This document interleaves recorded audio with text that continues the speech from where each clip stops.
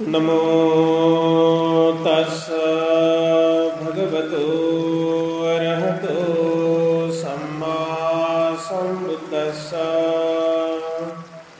नमो तस्स भगवतो अरहतो सम्मा सम्बुद्दस्स। नमो तस्स भगवतो अरहतो सम्मा सम्बुद्दस्स। महाकारुणिक तथागत भगवान बुद्ध,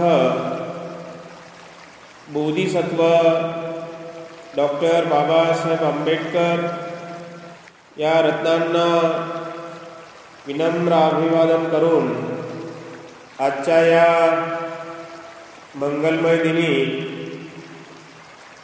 धम्मपदातील यमक वग्ग,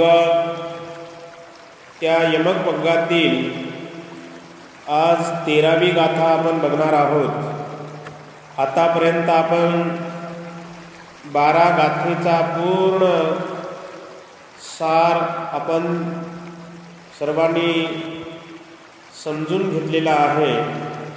तेव्हा आजच्या या 13व्या गाथेप्रसंगी नंद स्थविराच्या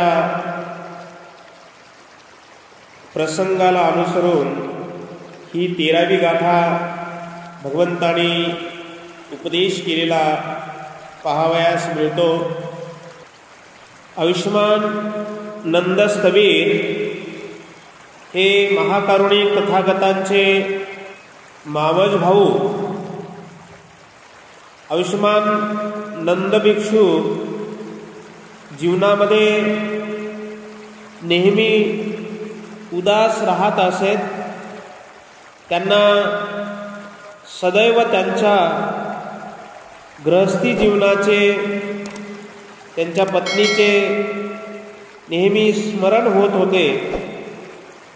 ही गोष्ट जेव्हा महाकारुणिक तथागतांना जेव्हा हे कळाले, तेव्हा तथागतांनी नंदांना उपदेश केला आणि उपदेशाच्या नंतर तो नंद चांगल्या पद्धतीने वावरू लागले।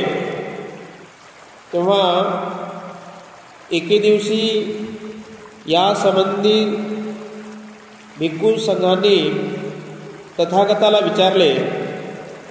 तेव्हा तथागत म्हणाले, भिक्षूंनो, प्रारंभीच्या काळात नंदाचे जीवन नीट न साकारलेल्या घराप्रमाणे होते, परंतु आता नीट साकारलेल्या घराप्रमाणे झाले आहे। त्याने स्वतः अरहंत पद प्राप्त केले आहे। या अनुषंगाने तथागतांनी ही गाथा बोलली। यथागारण शिरकाव होतो आणि त्यातून मात्र माणसाच्या जीवनाची हानी होते। हा अमूल्य अमृतुल्य भगवंताने नंदस्थविराच्या अनुषंगाने हा उपदेश केलेला आहे।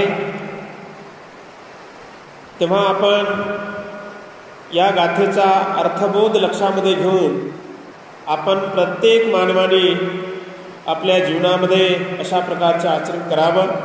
आजच्या मंगलमय प्रसंगी एवढाच 13व्या गाथेचा संदर्भ घेऊन आपण या ठिकाणी थांबतोय।